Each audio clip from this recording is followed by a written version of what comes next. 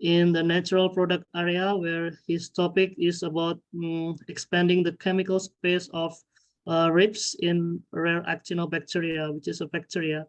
And he also get this award from his doctoral degree, which is in 2021, which is the prestigious award, which is called Marcel PhD Award in Pharmacy from Ruth and Adolf Merkel Foundation in Germany. And he also has several paper, which is a lot of paper, including the highest one is Angewandte Chemie and also Nature Biology. So I would like to invite Dr. Hamada. Hello, Dr. Hamada.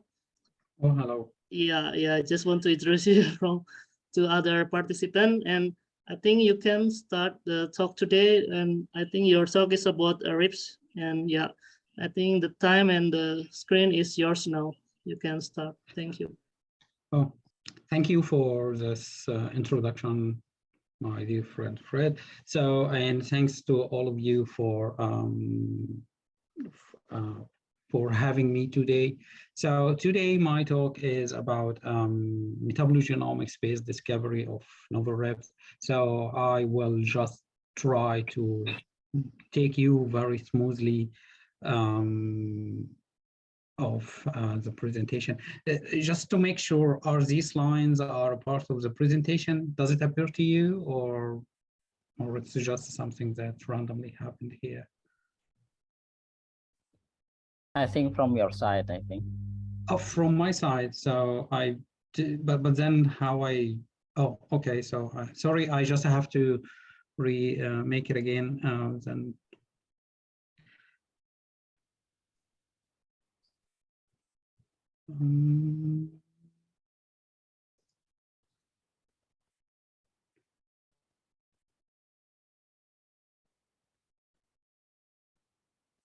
Yeah, so just in a very brief, and in order not to get lost with me, so today talk, well, I will speak just in general about natural product in general, just as a quick introduction, and also a quick introduction RIPS, and I will share with all of you two stories that I did during my PhD, and we believe that they are extremely novel stories actually in the RIPS area, and but before going into these chapters, I have to just move you slowly into why I'm doing this, why RIPS are interesting for us, and what could be the scientific justifications for that, and why we believe that they are so novel. So just a quick thing, why we are studying natural product in general.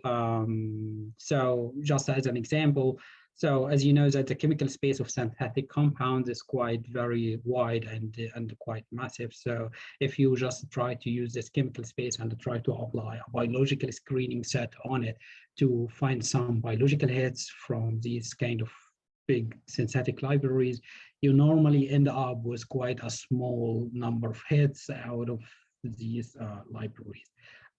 Unlike in natural compounds or in naturally derived compounds, when you try to use any screening set like cytotoxicity or anti-infective isolate to try to find like a bioactive compound, then there's a good chances that you might end up with more hits rather than when you start with a synthetic compound. So this is why we tend to always rely on natural products scaffolds as a main source for drug leads.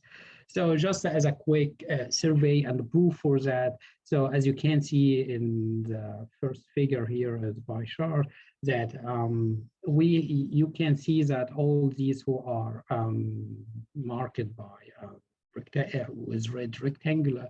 So all of these approved drugs are either natural product as an altered one or as a derivative or even as a mimic that they try to synthesize a structurally related scaffold that inspires actually the total synthesis for it, or even something from like as a mixture from botanical sources. And these, if we actually try to see what are the percentage here, so it's something in range of 70.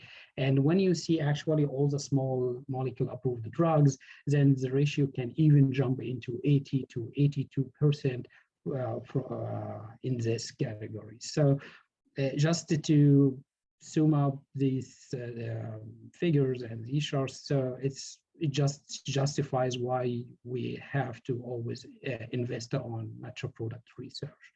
So then the question where we can find all these natural products. So usually any biological system can be always seen as a potential source for the natural products. And this biological system could be simple, like prokaryotic system like bacteria, or even eukaryotic like fungi, or even plants or sponge, or even cone snails. And just to sum up the sources that we usually try to always use them as a source of natural product, here is just another pie chart that representing the total number of the isolated natural product from the dictionary of natural product. And as you can see that mostly they are coming from plants and bacteria as another source, and also algae and sponges too. So these are usually the main sources that we'll always pay attention to when we try to find naturally occurring compounds. So this is where to find them. So just as a quick example why most of us should care really about the antibiotic, about the natural product, is the antibiotics, which I guess all of us that will always need them, from time to another. So just as a quote from Professor Satoshi Omura, so it's a splendid gift that has been passed to us from nature.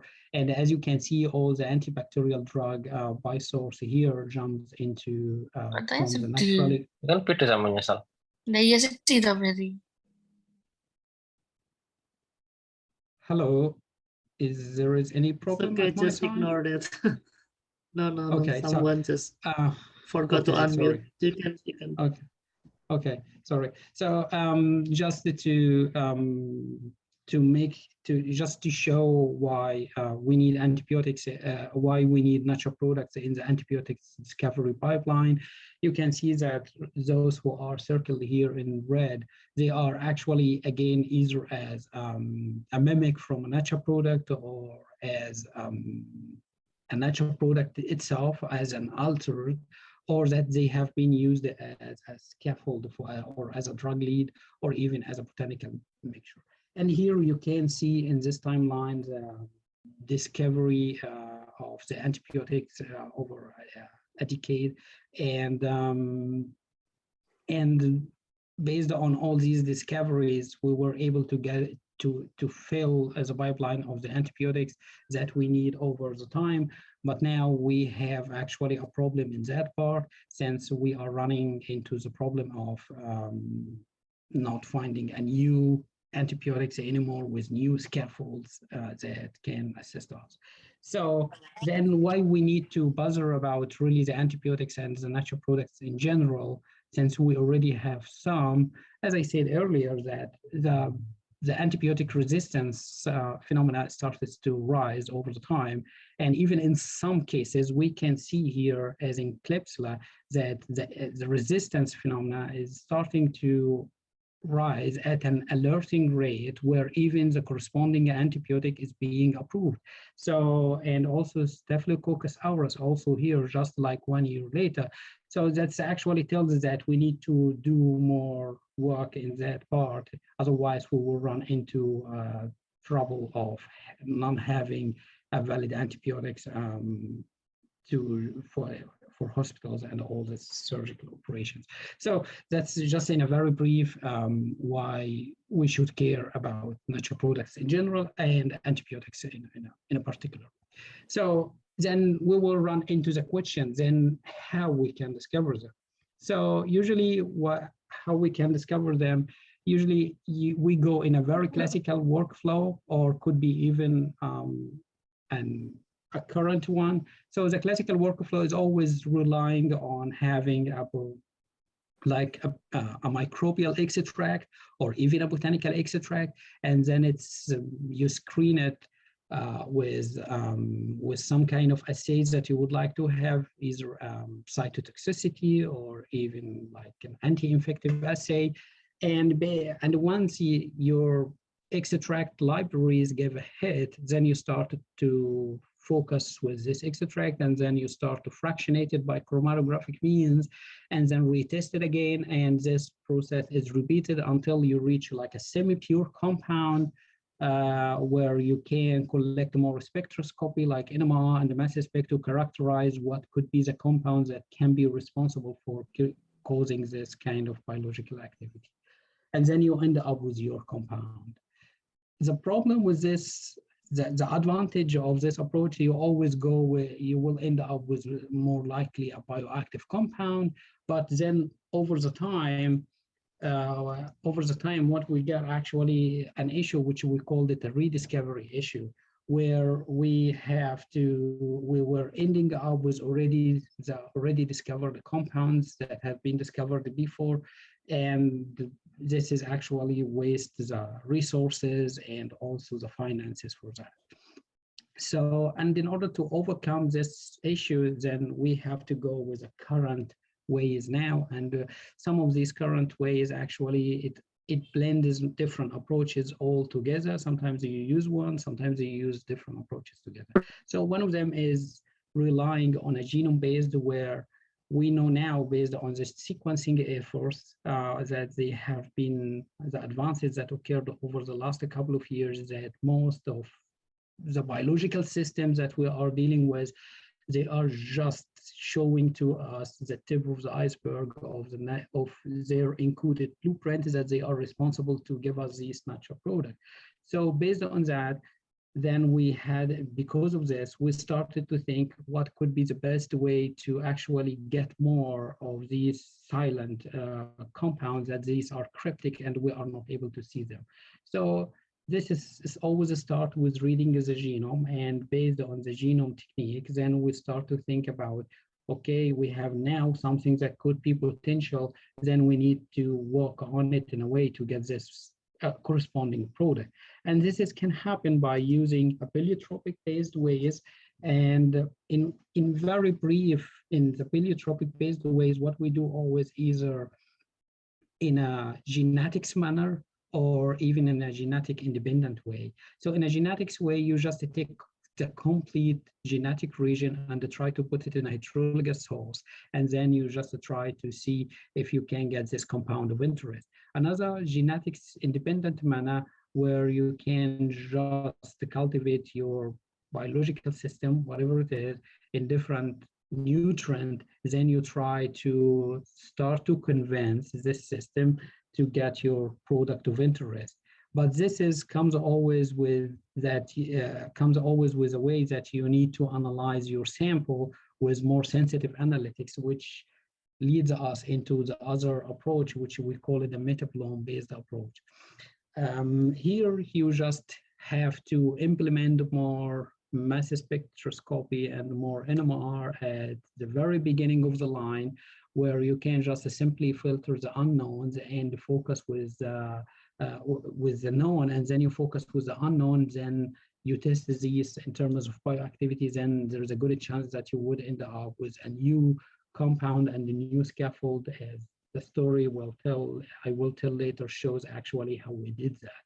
So another thing also in the paleotropic based approach is sometimes you can use elicitors, others is that you can do co-culturing. So there are so many ways under this paleotropic based one that you can always recruit to convince whatever the bacterial isolate to produce the compounds that you are interested in.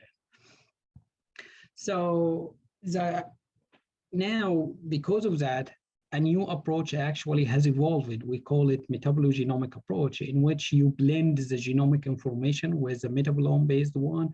And this is actually happened by having a genome sequencer, where you just sequence the DNA of your system, and then you start to use more bioinformatic tools to read actually this genomic information, and then you started to build a hypothesis regarding the blueprints that you would like to follow up.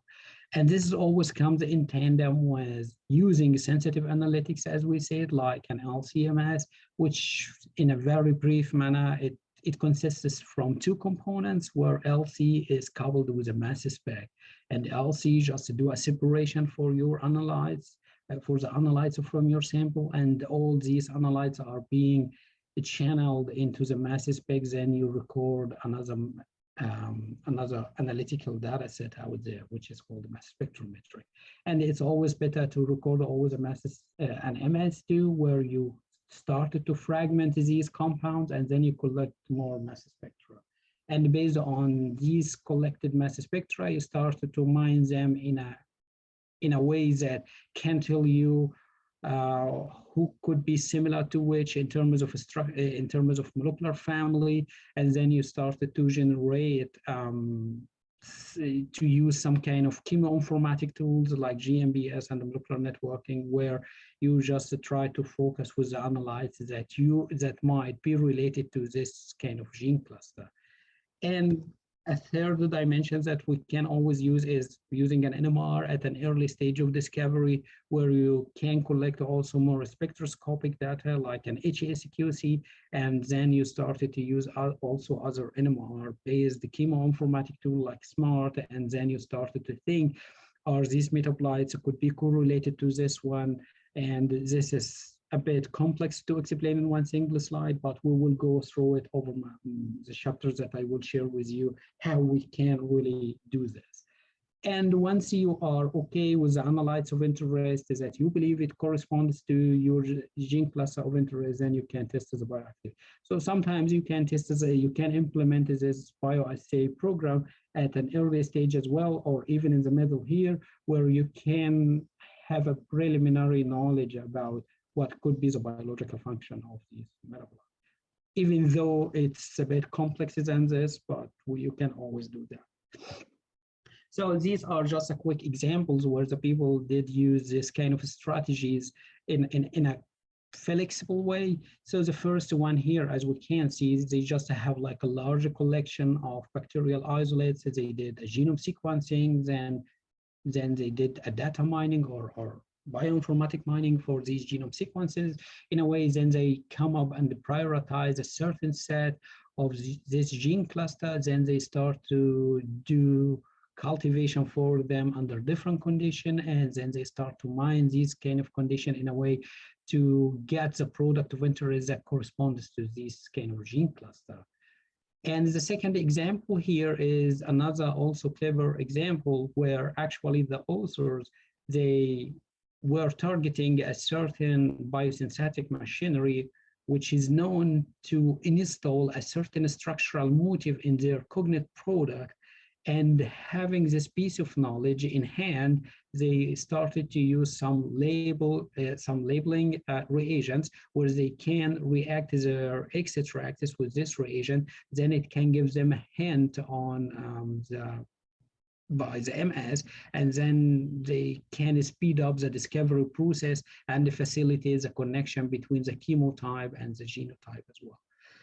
A third study that has been published actually this year, I guess by the middle of this year, the authors, they try to streamline actually the genotype and the chemotype connectivity by using a labeled substrate in a similar fashion in one of the chapters that I will talk about later, that they added like labeled substrate into their culture, and based on the drift and the mass shift that they attain by MS measurements, then they try to actually make sense out of the metabolites that they have in their samples with the corresponding gene clusters as well. So just to cut the story short in this slide, what always the aim is to have to connect the chemotype with the genotype in a quick way, and also speed up the discovery process and avoiding the discovery of known metabolites. So now I'm shifting more into the quick introduction of the topics that I would like to speak about. So RIPs. So what are these RIPs? So it's called ribosomally synthesized and post-translationally modified peptides. Sorry for the big name, but it is of how it is. So why we are interested in RIPs? So just as a quick example of why RIPs are kind of cool for us. So just as a quick example, you have this insulin as a peptidic hormone that is used to regulate the metabolism of fats and the carbohydrates. So it has been used as an anti-diabetic agent, and it has been known to be as a RIP molecule. And there is also another compound or another molecular family, which we call them cyclotides, which with their prototypic member, it's calcium-B1, which act as an insecticidal, and these metabolites are known to have this head-to-tail cyclization with 3 disulfide bridges that leads it to this disulfide framework, which is characterized for cyclotides as an insecticidal. Another example also of RIPs that you have this alpha-amantine, which belongs to phallotoxins and amatoxins, which act as an RNA polymerase at the initiation and the elongation phases that makes the mechanism as a deadly toxic. A third example, which comes from a prokaryotic source, it's called a thiourida. You have like a polythioamidated peptides and act as a nanomolar cytotoxic agent. These are just a few examples from RIPs, and RIPs is one of the biggest actually peptidic-based natural product at the moment that can be obtained from different resources. So as you can see, you can get them from plants, even mushrooms, even prokaryotic, and also can get them from fungi, and they are ubiquitous, so you can actually mine them everywhere. But since our talk will be always focused on bacterial sources, and it's good to speak in a very brief about how the RIPs actually are being assembled and how you get them actually in their final format. So usually the secondary metabolites in prokaryotes like bacteria, usually you get them in a way that their genetic locus that is responsible to assemble the product, they are clustered together. And this is the prototypic biosynthetic gene cluster that can lead to the production of ribosomal peptide. And this is always consisting from a small precursor gene, and you have always this modifying enzymes grouped with it. And then you have a protease, which will serve a certain role in the biosynthesis. And then you have a transporter that will export this, the final product extracellularly. So how actually the biosynthesis goes? So usually it consists from 3 phases. So the first one is the translation, where the ribosome biosynthesize this peptide, this large peptide that consists from a leader and a core peptide. And the leader peptide is the one contains the regions that actually orchestrate all the biosynthesis. That's why it's color different than the rest of it. So the core peptide is always the region where all the structural modification is occurring to deliver you the final product. So the second phase is the modification step, where the modifying enzymes, they act on the core region where they apply different structural features that will lead you at the very end into your final compound.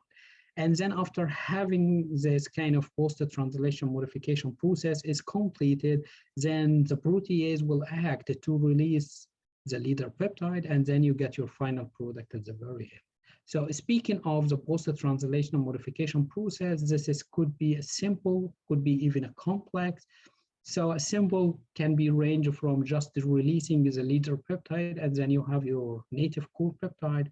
Could be even a complex from complete remodeling of every amino acid in the core peptide that can lead to your cognate product at the end. Some post-translation modifications can occur actually even after releasing the leader peptide. So some of them are leader dependent and the others could be leader independent. So it actually depends and it varies from one compound, from one molecular family to another. Sometimes it even varies within the same molecular family. So since the scope of the structural modification in RIPS in general is so diverse and so complex, so then we always start to think. I was a bit, challenged of how I can deliver this easily here. So I will just only focus on the structural features that I will come across, just to simplify it for the audience. So the first structural features that you can always retrieve, or that this could be very famous in RIPS, is lanthanum peptide. And this is actually happens by formation of a lanthionine bridges here. And these lanthionine bridges arising from having a cross links between two alanine residue with a sulfur atom. And how this is actually biosynthetically is achieved by the enzyme that is responsible to actually make a dehydration and then making a lanthionine bridge formation. But this has to be occur via dehydration first, that occurs on the serine and the threonine motif, and then having cysteine in the core peptide then starts to make a 1,4 nucleophilic addition to form at the very end this lanthionine bridges. Sometimes during the biosynthesis, you have an enolate intermediate which can make a second cyclizations, and it leads to this lanthionine bridges there. So the second structural motif that we will come across is the azolene and also the thioamide. So azolene is always being formed by making a cyclodehydration for a cysteine or serine or threonine that leads to the formation of azolene. And if you have a dehydrogenase in your genetic locus, then you will end up at the very end with azole format. A thioamide, then you just simply exchange the peptide backbone here of this oxygen here with another sulfur, and they all having all these structural motifs in the peptide actually are meant for rigidifying the peptide, and they are making the peptide more optimized in a way that to serve the biological activity or the physiological rules that every peptide is supposed to do. So these are just quick and selected examples that I picked up that can frame and feature these structural motifs in some of these ribosomal peptides. So as we can see here, you can see the methyl lanthionine bridges. You can see sometimes the lanthionine bridges, and here is the methyl lanthionine bridges in lysine, and having this azolene format, so you can have like a thiazole or sometimes methyl oxazole out there in plantazolicine. You can also find them in some thiopeptide as well too, so you can see them here. And the thioamide also can be also retrieved in some thiopeptide. So these are just like an exemplary structure that contain these structural features. So now I will speak more about my projects that I did in that area and using this previous knowledge that I made. So I always, during my PhD, I worked with pathogenic isolates, which are from Nocardia genus, and these are fluctuative pathogenic one, and they were always found to be associated with patients that they are having nocardiosis as a problem. So the genomic information showed that most of the species belonging to this genus, they are very rich in terms of biosynthetic potential, and they can code for more than a virulent factors. So not necessarily that they will produce only the metabolites that make them pathogenic, but they can also produce other valuable chemical structure that can be used as a drug lead, and it might be valuable also in terms of the antibiotic discovery in general. So one of the species of this genus is called Nocardia terpinica, and our lab by that time has a long interest to deal with this isolate. And my role was to trying to deorphanize some of the RIPS biosynthetic gene clusters at this isolate good for. And as you can see, is that the isolate has been already able to produce already some complex chemistry out there, and they are diverse. So some of them, they are like lipidated drip, like nucabionin as an anti-staphylococcal, and sometimes they are like macrolides, like prazolinaloids as well, and some they were siderophores, like terpenipactin, and even some stuff with a special pathways like prazolicardines. So my role was just to focus on the reps out of this isolate. So just to tell you very clearly what going to be the targets in the upcoming slides. So we will just deal actually with 3 biosynthetic gene cluster and their cognate chemistry, and which the first one we call it nucleothiamide, the second was called nocapeptine, and the third one is lonkapeptine. And I will go through it why we have to work with this lonkapeptine thing, even though it's not related to actually to the isolate that I was interested in at the beginning. So just looking at the nucleothiamide itself, and we found that this biosynthetic gene cluster has lots of processing enzyme out there, and this was something very new to us, and it has never been reported to have all these kind of processing enzymes in one single region with a precursor peptide. Then we thought that could be a worthy cluster to follow up, and let's go and have its product, the cognate product. But then we found some problems out there actually to get the product in hand. And this is actually, as I explained earlier, usually the precursor peptide codes for a leader and a core peptide. And then you have this leader peptide has to be cleaved off. But then we get a problem how we decide actually where the cleavage site is. That's on one hand. But even though the bioinformatics was very helpful to help us to predict some structural features based on the combination of these enzymes that we have here in this region. And these structural features helped us later in actually tuning our workflow to see and to uncover this product of interest. So for example, as you can see, we have LAMP-B dehydratase and LAN-C cyclase that can actually lead to the formation of lanthionine bridges or methyl lanthionine bridges, and it can lead to also formation of some dehydro motifs in our core peptide. So having also another set of enzyme, we call them YCO and the OCT-IHAF, and these enzymes are supposed to install this oxazole motif or thiazole motif out there, which we call them an azoline motif. So we were able to know that our product should contain actually this structural motif. And the third one was having a thioamide, since we have the enzymes or the minimal enzymes that can install such kind of structural features. And we know also from the acetyltransferase that our product gotta be acetylated. But then by having all these structural features into our product, we run into another problem: how many of these structural features will be actually seen into the product of interest. So it was a bit complicated to really see how the product can look like, because normally you just grow your isolate under different cultivation condition, and then you mass spec everything, and then you look for a certain mass.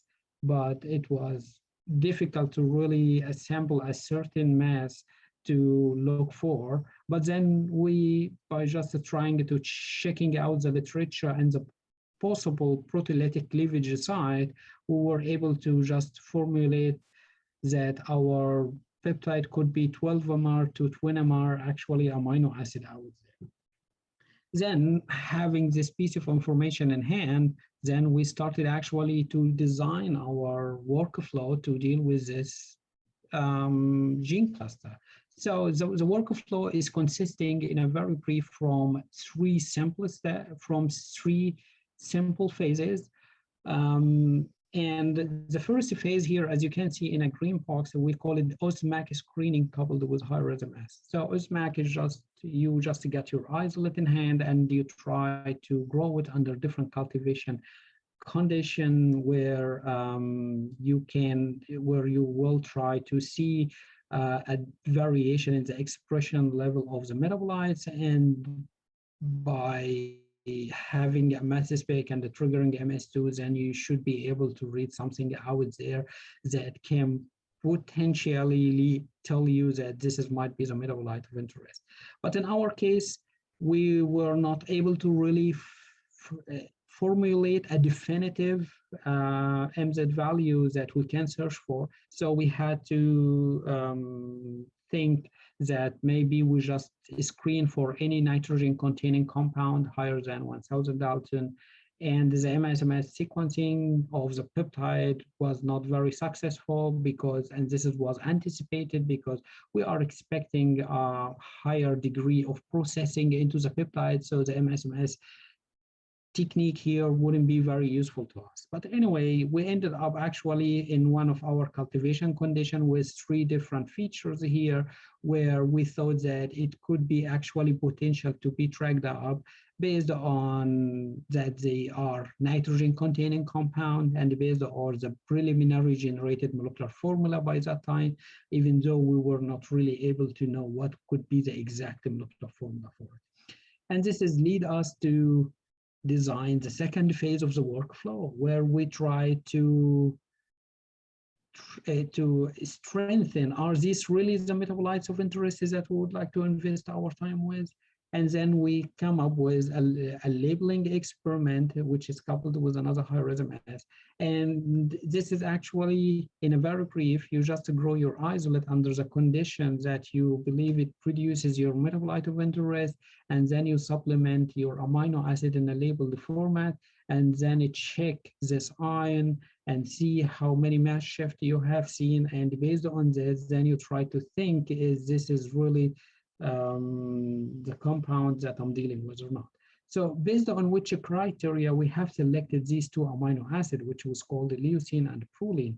So based on assigning the possible proteolytic cleavage site, we know that leucine here is actually incorporated, has to be incorporated and to be a part of the core peptide of the final product.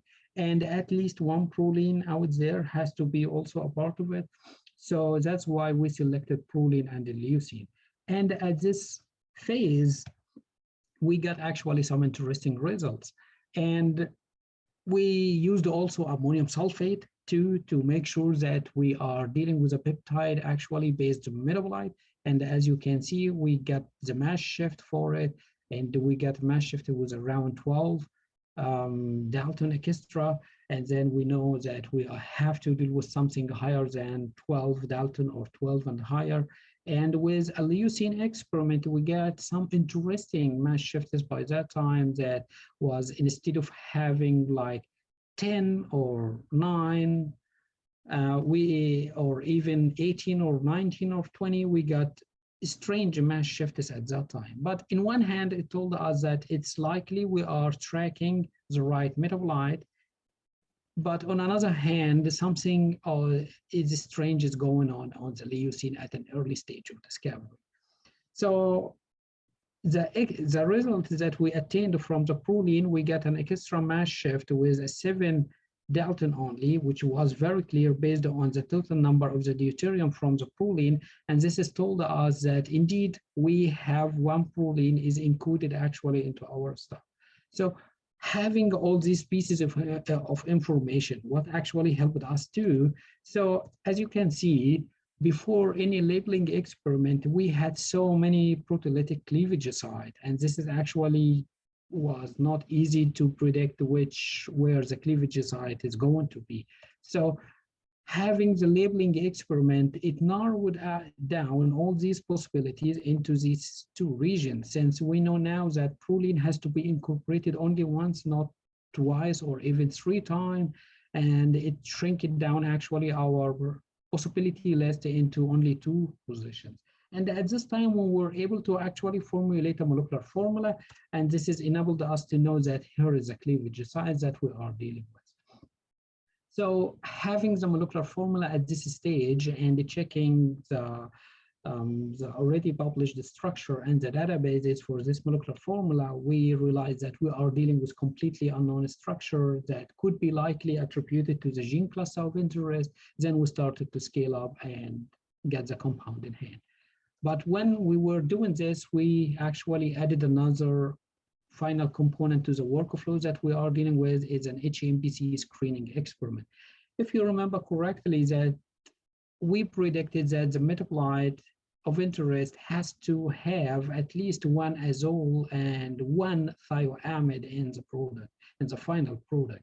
And these kind of structural components, they can be actually spotted easily by NMR. Then we try to implement this NMR component on the fraction level that they can, that they are enriched with these metabolites of interest. So just having this piece of information from the NMR, we started to screen some of our fractions, and indeed we found that actually we have a correlation that proves this azole formation out there in one of the fractions, and even in a subfraction which are rising from this fraction later. So the thioamide, we started to think about it too, but sadly we couldn't really get actually any positive result at this stage from it. Then we just thought what's going on, maybe the thioamide is not really working well with us. But we start to think that let's go and get a compound and figure out what could be the problem out there. And as we, most of you might know that NMR is insensitive, so we thought about maybe insensitivity issue at that time to really be able to see this quaternary carbon, so on a fraction level. So we decided to get the compound in hand and do the NMR for it. So we just did a typical NMR structure elucidation. We used all the possible 2D NMR, as we usually do. So you normally build up fragments, and from these fragments, you start to think actually how to stitch them together. So in a very brief, we come up with fragment 1 and fragment 2. And as you can see that fragment 1 was containing like the C terminus of the core peptide, and this is okay. We know now that the C terminus is aspartic part here. And fragment 3, we were able actually to find where the thioamidation is occurring. And we found that it's happening as a histidine by the NMR, and these are the HAMPC proves for it, and also the nitrogen HACQC that we have done for this part. And interestingly, fragment 3 was able to also deliver that the N-terminus section has to be acetylated too. And we started to think, yes, our proteolytic cleavage site has to occur at the alanine, and you need to have an acetylation occurring at this part too. So, and then we got fragment 2 as well, but we were not able to know in which direction it has to be. And fragment 4 too, the same fashion. And we know that fragment 4 has to contain several structural units that can be stitched with to assemble the final structure. More interestingly, in fragment 4, that we found that one of the leucine actually got transformed into 4-methyl glutamate. And this is actually was in a complete alignment with the mass spec data. If you remember from the labeling experiment of the leucine, we got like 6, 9, and 15 Dalton mass shift instead of having like 9 or 10 or 18, 19, 20. And this is actually was in a good alignment with the mass spec, both of them. And we proved this via different NMR experimentation for that. And now we started to connect all these structurally elucidated fragments together to give us the final product. So we use the fragment 4, and then we think about what could be stitched to position A. Then we found that fragment 3 has to be connected to fragment 4, and this is what all of it has been achieved mostly by NUSI. And fragment 1 also has to be connected with fragment 4 at position number D. And then we have fragment, then the position of B and C centers are still empty. Then we found actually that fragment 2 has to be connected with fragment 4 via B and C position in order. Then just as a final thing, and how the structure can look like, this is how the final structure can look like at the end. But then we found we still have a structural gap actually into our product. And this was revealed clearly from the mass spec. So what we were expecting, we should have like a 26 degree of unsaturation, and instead, based on this current format, we have a 25. So then we thought that this kind of novel modification out there has to be connected to one of these centers here of this C-terminus aspartic motif. But this will lead to two possibilities. Either you can have anhydride, or you can have a macrocyclic amide. And just checking the old literature, anhydride will be unstable, and our compound show a quite stability over the whole time that we were dealing with in terms of extraction, isolation, purification. So anhydride will not survive through all these chromatographic steps. Then we thought about a macrocyclic imide closure has to occur here. And then in order to fill this, we revisited our collected NMR data that has been collected in a different solvent.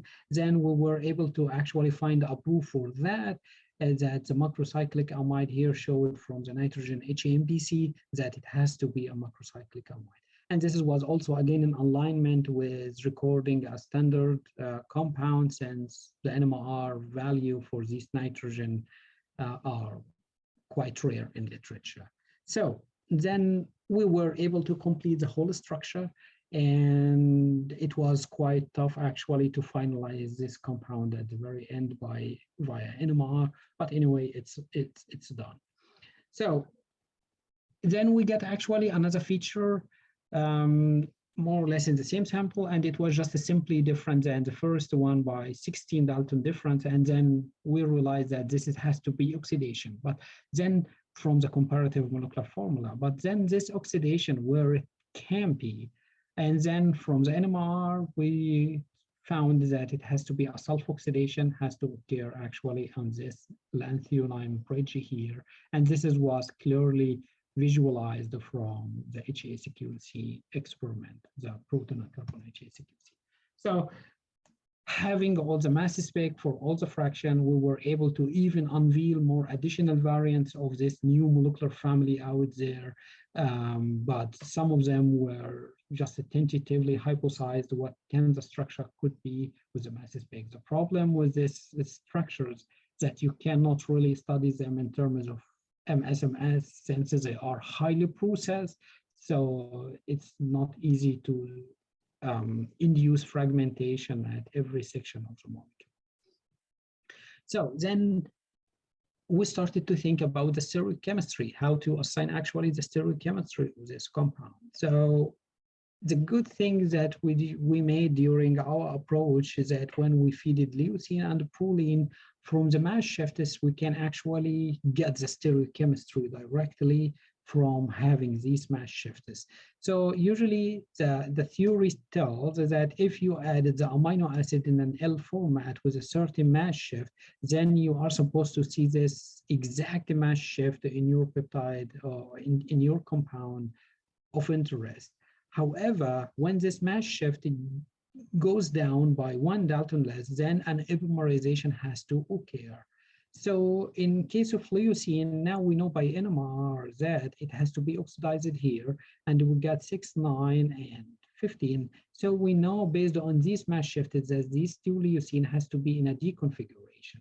However, proline experiment with a 7 Dalton mass shift, it tells us it has to be in an L configuration. So this is helped us to attain the stereochemistry of this amino acid directly in a quicker way. Then we started to extend this with another amino acid into the peptide, and then we get actually the stereochemistry of these.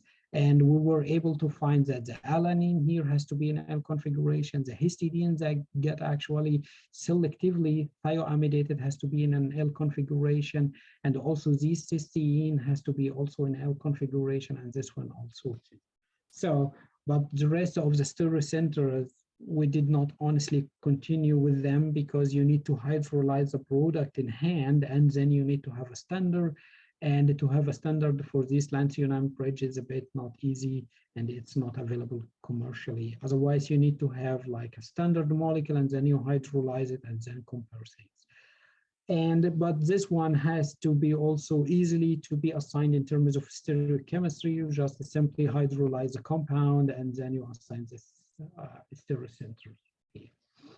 And then you have more or less everything ready in terms of stereochemistry for the entire product. So why this compound is novel? So the novelty here actually has been arising from that this is the first time to have all these post-translation modification in one single product. As you can see, this is our copeptide that many processing events happened at every different, at almost all the amino acid except only two, the protein and the alanine. Some amino acid actually underwent more than one single post-translation modification. So you have in the final product an acetylation, heterocyclization, a thioamidation, a lanthionine formation, and you get an isomerization in this leucine centers, and one of the leucine get oxidized in this position, and another macrocyclization with a first time to see this macrocyclic amide bridge in nature. So that's why we think, or it has been seen now, that nucleotides are chimeric RIPs, and they are the first in nature in this form. So speaking of this oxidation that happened here on the delta position of leucine, so it happened before in other compound classes, and it leads to these structural features. But in our case, it leads to completely something different. And this is what makes it, the compound is too special. So the thioamidation, it has been witnessed before in some REPS context, as we said, in thiovuridamide, thioprotein, and methanopactin, and now we are expanding actually the thioamidated compound in this section too. And what makes this compound even as the most complex one in REPS so far, beside another two members, that you can have like a thioamidation, since I did not speak about the classification in REP because that's a very big topic. So you can have a thioamidation as a standalone class, and you have a heterocyclization as an azole moiety, and also a lanthipeptide, and having all of these structural motifs as a class defining feature into one single molecule makes this compound as a chimeric REP. So this is what I have on this part in the first chapter that I will talk about. Then we started to think actually where nucleotide stands on the evolution time, where the lanthipeptides are, and what has been done actually in that area. So having the YCO, or the enzyme that can actually install these structural motifs with the lanthipeptide, have been projected bioinformatically before, a bit earlier in time, but it has not been brought in, it has been deorphanized via nature at that time. Even though in 2017, they started to engineer the isolates, they started to do some engineering work where they try to have some hybrid REPs in which you can couple lanthipeptide with some linear azoline peptides and structural motifs. But here, it's completely even highly morphed than what they started to engineer here, because nature has done already this for us. So, and here even you have like 3 compound classes all in one single molecule. So having this slide now, then this chapter is done. And then the second chapter that I would like to talk about is about lysopeptide. Lysopeptides is also another class from RIPS, and they are having a certain and unique structural features. And this structural feature always come with a class defining architecture, which we call it a lariat knot here. I don't know if you are aware of this lasso thing that the cowboys are using. So it's always having this shape. So just in a very brief, how the bacteria or the microorganism are biosynthesizing such a kind of molecule, then you have here the minimal genetic cues that can make this kind of compound. You have again a precursor peptide, and you need to have a lasso cyclase that has to couple actually the N-terminus from the core peptide here after releasing the leader peptide, and it has to get cyclized with sided chain of the aspartic or the glutamate here. And this is what could be the rule of the lasso cyclase. So you formulate this macrolactam bridge out there. And you have a leader peptide binding, which orchestrates this enzymatic cascade, and the leader peptidase that can cleave the leader peptide, and then a transporter to export this metabolites outside the cell to serve its biological function. So they have been characterized so far into 4 classes, where based on the number of the disulfide bridges and its location, then you can have this classification. And in class number 2, this is the ones that we will talk about. And they have actually these kind of metabolites, they have a quite stable molecular architecture. And this architecture is arising because having like a steric plug up and down the macrolactam ring that does not allow the tail to get unthreaded out of the ring. Or sometimes you can have them with another disulfide bridge that enhances even the threading topology itself. So the PTMs or the post-translation modifications that they have been seen for these kind of metabolites could be ranges from hydroxylation, phosphorylation, acetylation, or even methylation, citronylation, or even like aspartamidations that can occur on the macrolactam ring itself. So these metabolites, they show actually a high degree of stability in terms of thermal stability and enzymatic stability, and they have very wide range also of biological activity as an antiviral or as an anti-proteasome inhibitors as well. So they hover over actually a very potent biological space. So the 2 gene clusters that I would talk about in this chapter is, one of them is called the nocapeptine, and we found actually that this gene cluster could be interesting for us to work with, and why we think it's could be interesting for us. So this might be the first time to see a lysopeptide biosynthetic gene cluster that contain a cytochrome on its genetic locus. So then we thought that maybe this cytochrome can install another structural feature over the product that might make the molecule even looks more interesting than the canonical one.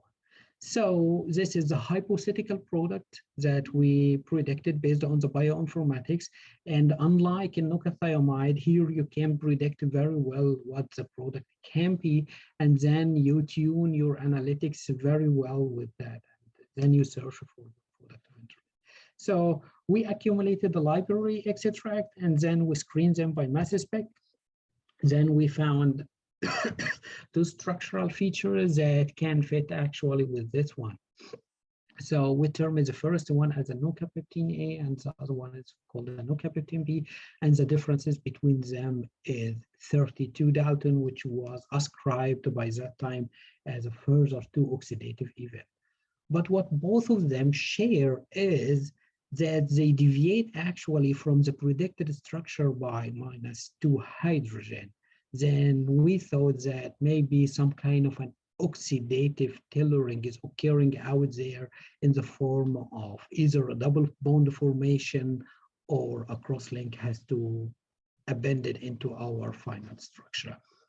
Then we started to look into here more mass spec data to see actually what is the structure is correct, because we wanted to build up more evidence that these are the right features that we are tracking. Then we started to sequence actually our peptide by fragmenting it. And as you can see that we were able to actually sequence almost everything, but there was always a phenomenon that we observed in our mass spec from the interpretation of our mass spec data. So we always start with fragment P3, and we cannot really have either P2 or P1. And as you can see that we always stop here when we reach this region. Then we thought, oh, so it seems that something is going on at that area. What happened in nocapeptine A? We applied it in nocapeptine B. We found also more or less the same phenomena. Then we realized that something has to occur in that region. And by having this knowledge now from the mass spec, that we realize that these are most likely the features that we are tracking, then we designed another labeling experiment in which we had to feed a tyrosine into our culture and a tryptophan too also. On one hand, to make sure that these are the right product of interest, and also to know what's going on at that area. Then we got some mass shifts from these experiments. Tyrosine, we found that we get an extra 6 Dalton instead of having 7. Then we started to realize that actually then this tyrosine has to lose 1 deuterium, which might tell us as a hint that we might have some kind of coupling is occurring with this tyrosine. Tryptophan, we added actually the tryptophan labeled, even though we get actually the same mass shift as it has been added, which tells us that indirectly that tryptophan could be still incorporated into this linkage between both of them, but via a center which hasn't been labeled, which we thought at that time it could be the nitrogen, since we don't have a labeled substrate that can be labeled in this, and also you cannot carry out such an experiment under typical cultivation condition.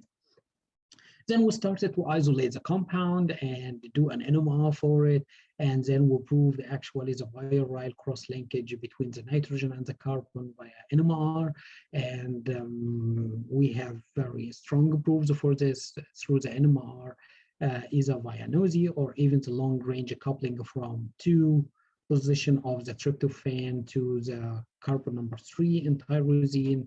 So this part, then we realized now via NMR that we have certainly a viral linkage.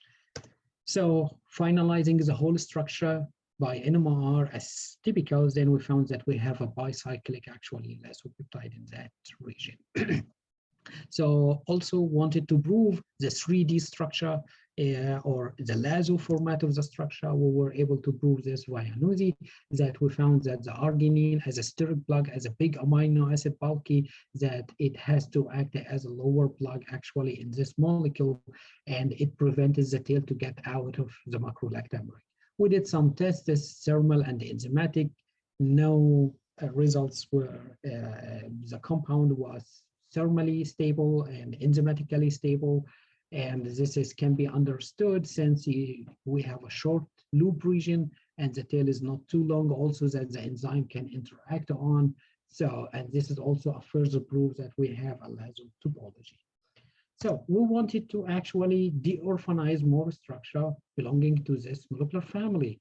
And then we did some kind of a genome mining technique in which we use a precursor peptide and then plotted it in a gene bank. And then we started to retrieve more homologous biosynthetic gene cluster. Then we found actually one of the gene clusters that could actually code for a similar product is this one. We call it, it's termed as longimycelium. Then we ordered this isolate and we started to screen for its product. These are the hypothetical product, and these are the expected mass ranges that we will look within it in our mass spec data. So we have applied the same cultivation conditions that we did in the first one. And indeed, we started to see some masses that could be really suitable or could fit with this one, even though it was not easy to really align everything. But then we found that these structural features, they have to be actually decorated with additional ancillary modification. So the first one, or the major product, it was Longi 15A. It has to subtract 2 hydrogen out of it, and you have to add 2 oxygen and a methylation. The same also for B, except we cross out the oxidation, and C, you just simply cross out the methylation. So then we started to study the MS2 for all of these samples, for all of these features. But as you can see, is that we found actually a quite surprising thing, that in feature A and P, they have more or less like a similar MS spectral data. And what these two guys have in common, that they have a cross-link, or possibly a cross-link and a methylation event. And the feature C was quite more informative in terms of mass specs. Then we started to think about just, we have to go through the mass spec data of the C variant at first, and then we go for A and P.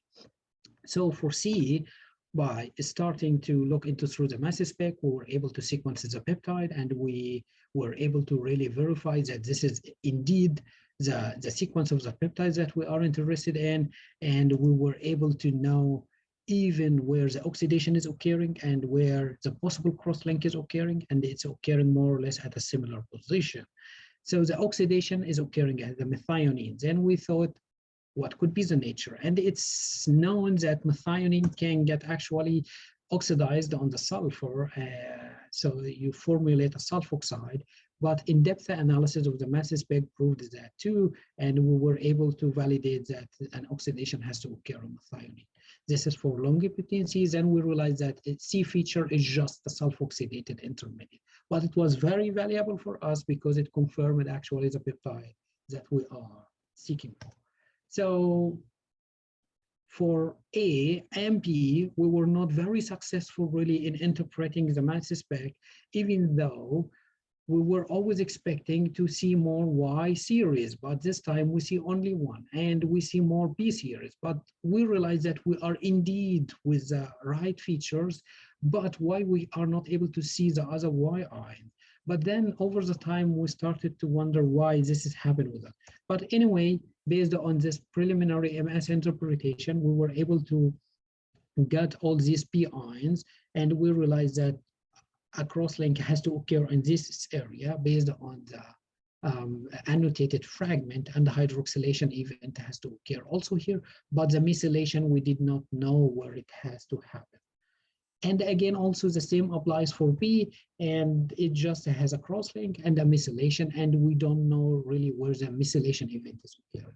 Then at this point, we started to think, let's go and get the compound in hand and NMR it, and then know where this methylation event is occurring.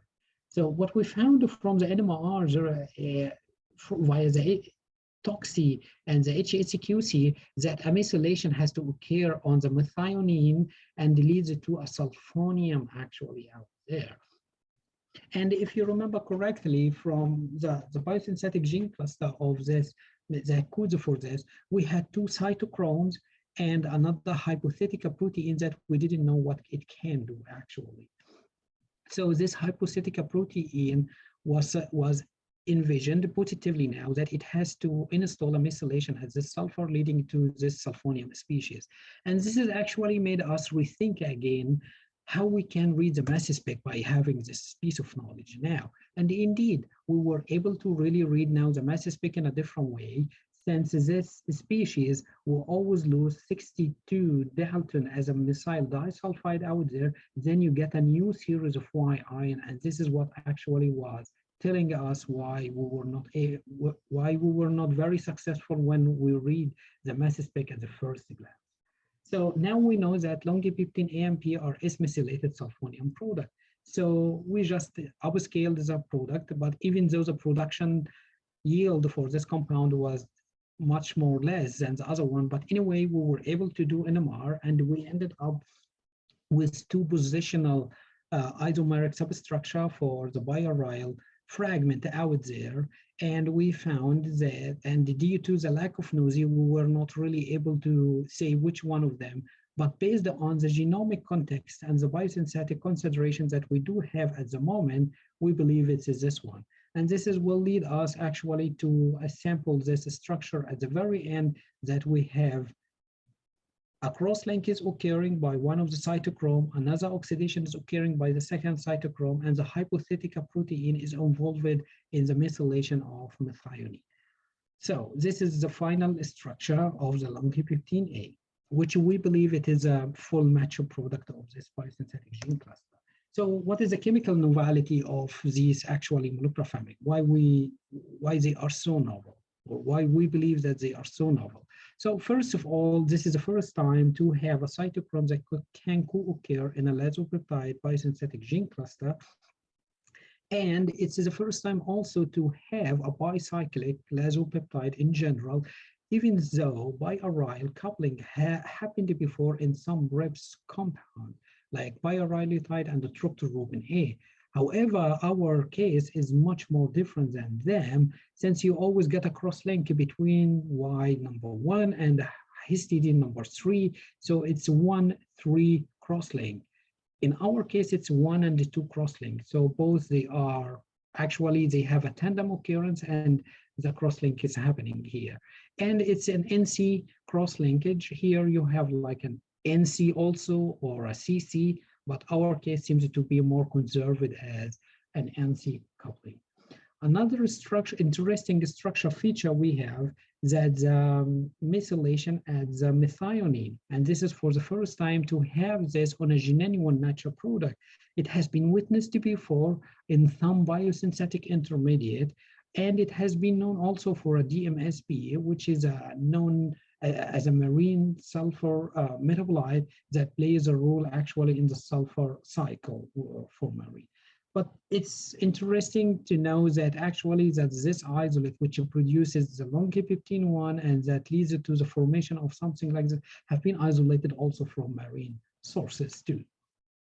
So here I'm done actually with this chapter here also too. So just in a very brief regarding the workflows that we have tuned, so that helped us indeed to really uncover our product in a very smooth way. So it helped us with genotype and the chemotype connectivity a lot, and it enables us to really probe the proteolytic cleavage site and even including the PTMs at an early stage of discovery, and allowed us to determine the stereochemistry at a very quick way, and we don't have to hydrolyze and run into the issue of the racemization.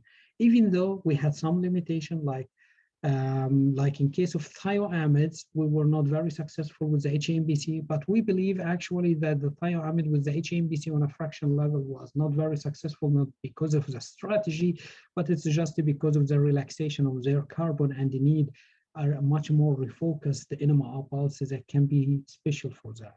So implementing actually 15N sources during the cultivation would be very helpful. Also, if we can do this in a systematic base, then we can reveal more. We can always record hydrogen 15 HACQC, which can always reveal more peptides from our culture smoothly. So, and also the limitations that we cannot use any labeled amino acid directly into our cultivation.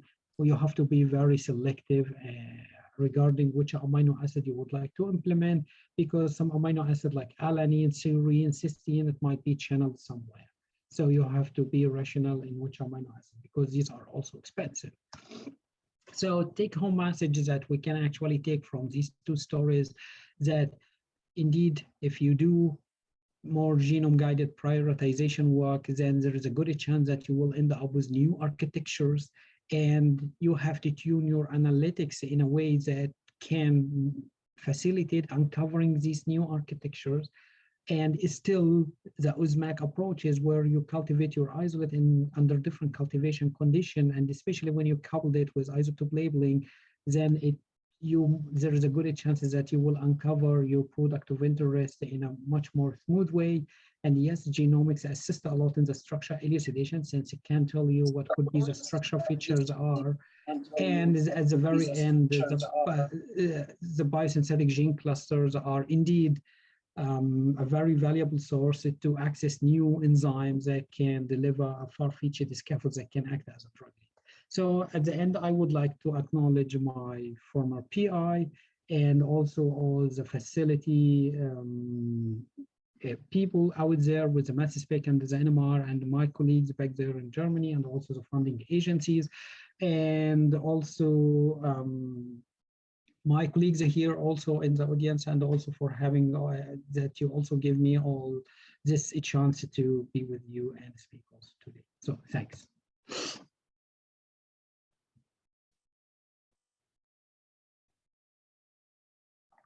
So Thank you very much, Hamada. yeah, thank you, Aziz. Yeah, So I think Andre lost connection. oh, You sorry here, for Andre? that. I'm sorry for that. Huh? Hello? Oh, you're here? Hello, Okay. hello. Yeah, sorry, my internet connection is a bit bad, but I can It's still okay. hear a bit. Yeah. Okay, thank you very much, Dr. Hamada, for your amazing Yeah. presentation. And I Thank you. hope everyone understand with the talk. And if not, yeah, especially the student, if you have still missing something, you can ask to Dr. Hamada by raising your hand, or you could also write directly in this chat. You can use English or Indonesia, we will translate for you. Yeah, you also can ask something else about maybe United States or University of Illinois. It's also possible. Yeah. Anyone want to ask?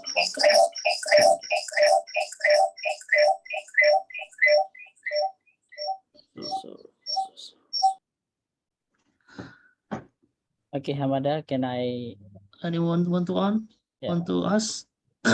Mr. Pak Fred, can I? Bapak Saifuddin, monggo Oke. silakan. Ya, matur Ya, nuwun, teman. Sebelumnya terima kasih sekali atas kesempatannya. Thank you very much for the time. And I would like to thank to Hamada to give a wonderful lecture. And I want to know after you got so deep in the in analyze all kind of chemistry you did. So what the function of your molecule in biology, in biological term? That's could be yeah, that's for sure a very interesting question. I think the problem is just to answer your question right away. For example, in ribs, it's a very big question mark. What could be the function of every metabolite that we discover? Sometimes you just go and run them on just a typical biological assays, and then you see no result. And then you start to say, okay, then why the bacteria are using all this kind of energetically cost machineries to assemble such a product at the very end. So some of them could have like a physiological role to the isolate itself, like in the sporulation and sometimes even with the communication with another organisms. So not necessarily that you will be able to have a very definitive or like canonical biological functions that we are used to, like an antibacterial, antiviral, anti-tumor, and these kind of things. We believe, or till now, we did not run actually the biological activity for the longipeptine, but we believe this compound will be biologically active for several reasons. First of all, it's a charged molecule. And the moment you have like nucleophiles, you know, from your molecular targets, there is a good chance that it might attack actually on the molecule in a way that lead to the release of this dimethyl sulfide. So we believe that it might be biologically active. Nocapeptine, we got some bioactivity for it. It's not the best, but we get some bioactivity for it in terms of as an antibacterial.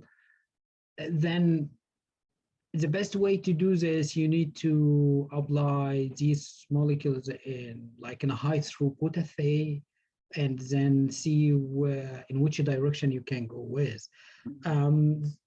It's right, maybe you need to apply a bioactivity filter at one of the stages that you are doing your discovery line, especially when you are interested to de-orphanize a product of interest for a certain genetic locus, and then you would like to end up with some kind of meaningful assay. But then in the end, you will be very biased to this, and then you might lose actually the compound at the very end. So it's a bit, not easy process to tune. So I cannot really tell for sure what could be the biological function of this, because this is require another PhD actually to do that, I guess. Yeah, thank you very much, Hamada. Yeah, thank you. Okay, thank you, Pak Aziz dan Hamada. Anyone else want to ask something? Yeah. If not, maybe I would like to ask Hamada. We just actually, some of us, we just got the workshop from the NUS about the peptide, and yeah, because the peptide is mostly ribosomal peptide, and yeah, the teacher from NUS told us that we should use digestion for discovery the ribosomal peptide.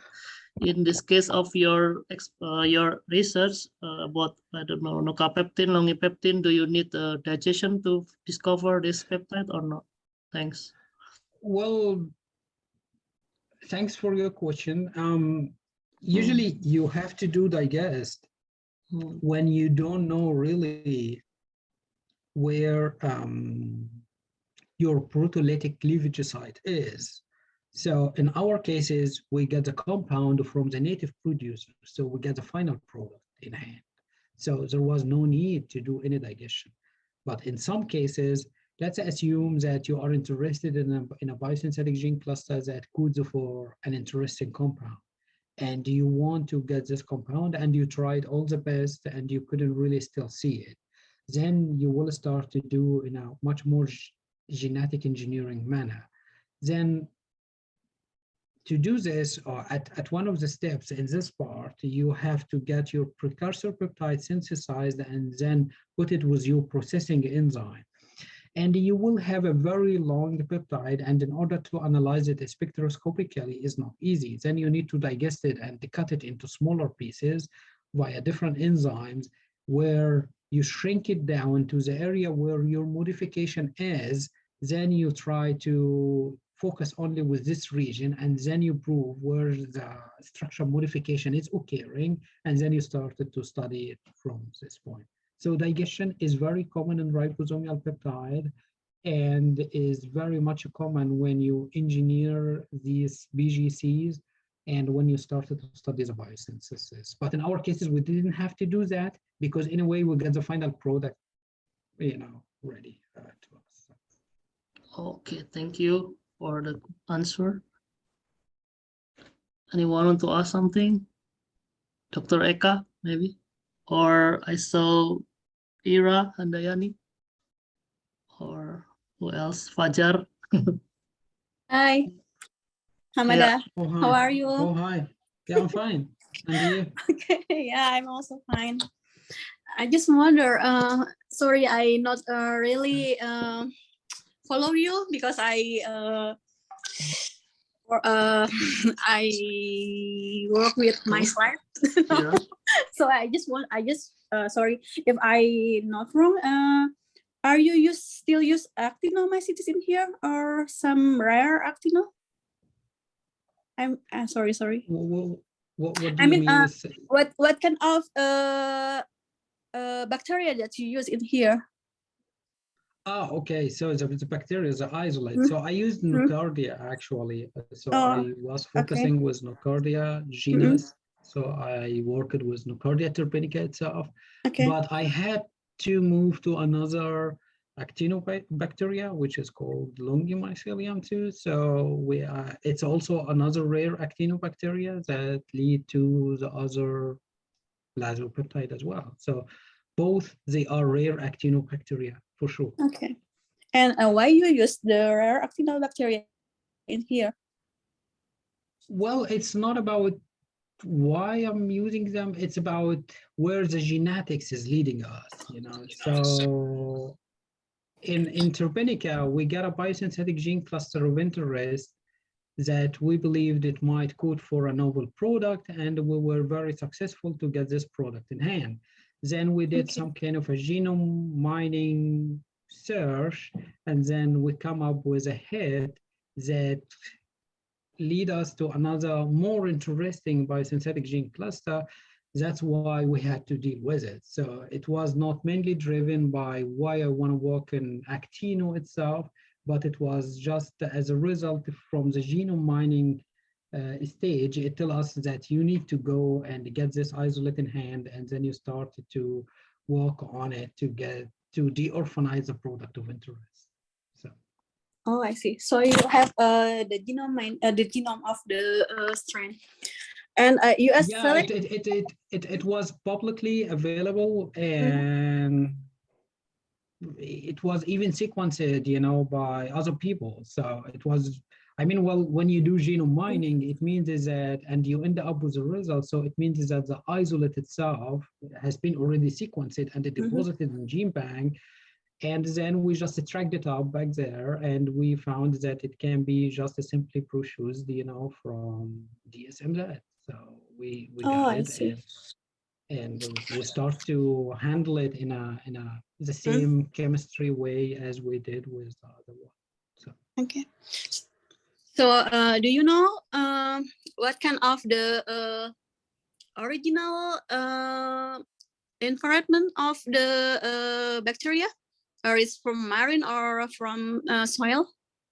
well, Nocardia turbinica itself is that I dealt with. It have been isolated from a Japanese patient, so it's an S2 PLS2 microorganism. So that's one thing. Regarding the other isolate, it have been isolated actually from from a I guess from a sediment near salt lake in China, if I remember correctly. And this is actually was somehow telling us that maybe this compound, based on this kind of structural features that we do have there, that it might play a role actually in the sulfur cycle, like DMSP. So it was, the second one was, yes, indeed, from a marine environment. But I wouldn't say it's a marine. It's just, you know, like something near marine salt lakes. So that's what I would say. Oh, I see. Or this is how the authors actually describe it in the original paper. So. Okay. I think we still have two more questions. Okay, thank you. Maybe we can have chance Thanks. for follow. Okay. Yeah, maybe Wanda, you can ask directly to Mr. Hamada, please. Sorry, my internet connection is not going well. Yeah. Hello, Hello. Wanda. Yes. Yeah, you can ask directly, please. Okay. Thank you for the opportunity, Dr. Andri, and thank you for the presentation, Dr. Hamada. And my question, I'm interested in lasopeptide. Does this peptide exist in all organisms, plants or animals, or just bacteria? Thank you. Well, that's a good question. I guess based on, I mean, these data haven't been published yet, but I guess based on the labs that I am in at the moment, you can see lasopeptide in metagenomics data, which means that there's a problem with metagenomics that you cannot really know from where it comes from. So you don't know really, is it a prokaryotic or an eukaryotic thing? That's one thing.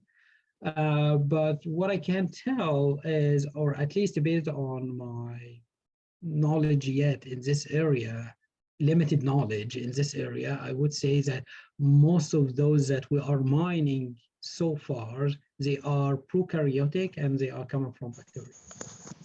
or at least like more than 99% that we are dealing with, or I am dealing with. So I don't think that have been described any lysopeptide information from other sources than prokaryotes. So that's as far as I know. At least I'm following literature in this section, so I don't think there is any information that there. Even though rips, they are ubiquitous, you can find them everywhere. But lysopeptide, don't think so. Or maybe I'm not aware. Maybe they are there. It's a good question, and I will honestly search for it. So to stop. So. Okay. Any more question, Wanda?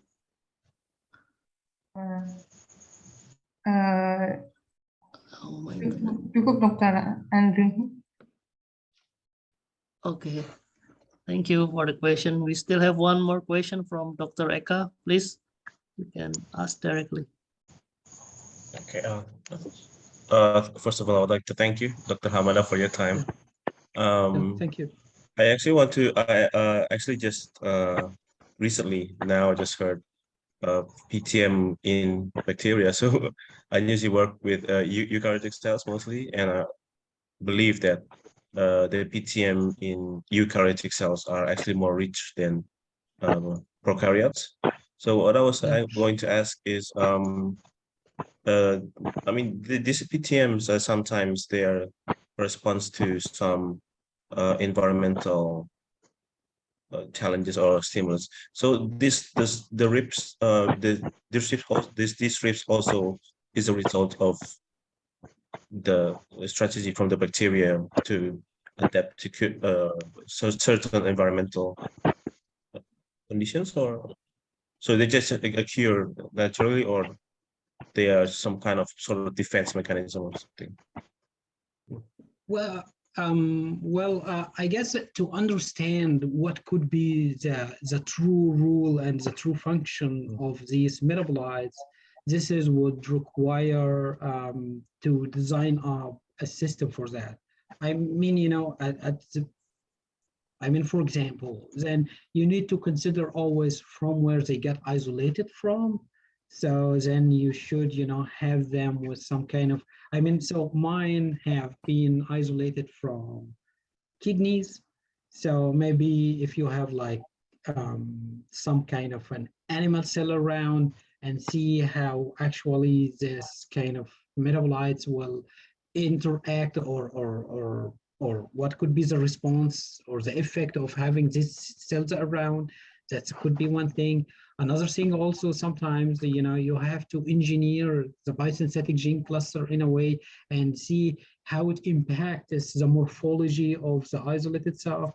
So it's quite tough to say what could be the function of these molecules till now, but there have been some examples for sure, and I can refer to you to some review articles in this section that yes, some reps were just got produced as a result of some environmental stresses out there.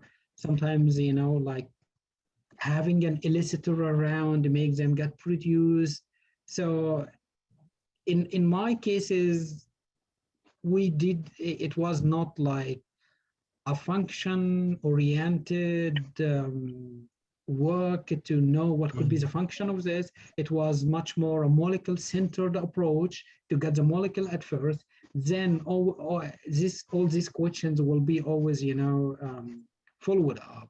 But without the molecule in hand, you cannot really answer any of these questions at all for now. So, or you will always build like a hypothetical one, what could be. So the thing also is the structural features can tell something. As I said, you know, BTMs, these also are everywhere, and you can find them also in eukaryotes. But having this like sulfonium thing in secondary metabolites, is that this is really the first time to see this, except as I said, for DMSP in a just a small metabolite that playing like a much more ecological role in the sulfur cycle. So, but for us, we still don't know. All of these things have to be tested systematically, and you should might observe some kind of trend in the biological assays that it can tell you more. I guess for nocapeptine-A, we honestly tested it on NCI 60 with anti-tumor cell line, but we didn't get really that striking activity. We get some, but it's not really striking. So it might be something different. So also another thing that we thought about is, since these two gene clusters, nucleotide and the nocapeptine, they are adjacent to each other, we thought about actually mixing both compounds together and test both of them all together, since both of them maybe they are kind of regulated by the same regulator, maybe they act in a cocktail. So the moment you have everyone alone, you don't have bioactivity. The moment you put them together, you might have something. So all these are possibilities, you have to search around, and look for them. So thank you very much for your explanation. thank you. Okay, thank you, Dr. Hamada Thank you. and Dr. Eka. Is there any other question from the audience? I'm waiting. If no, I think thank you for today, Dr. Hamada, for your excellent presentation. Thanks for the new knowledge to us. We appreciate your time and you accept us for this session. And I think we have a certificate of appreciation for you. I think could admin share the screen to display the certificate? Yeah, this one, the certificate. Thank you for your talk, and I hope we can hear your talk again with new research in the future, and we could invite you again in another occasion. Also, thank you everyone. I wish the best of luck in your studies. Thank you again, and have a nice day, guys.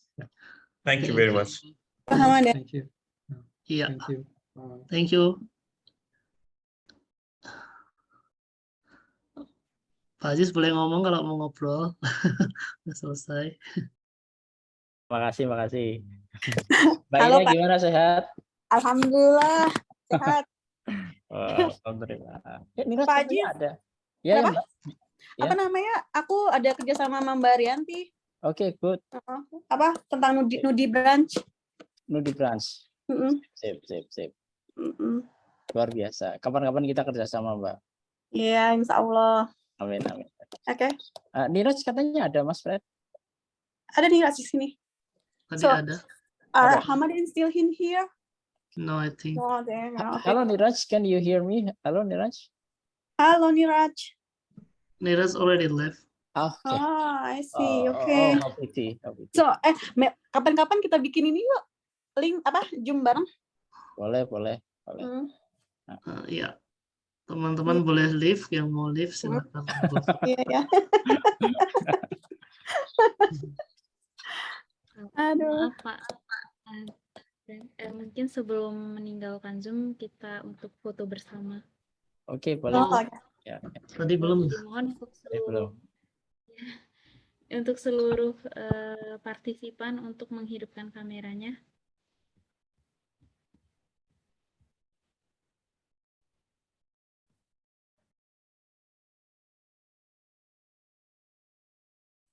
Oke, baik.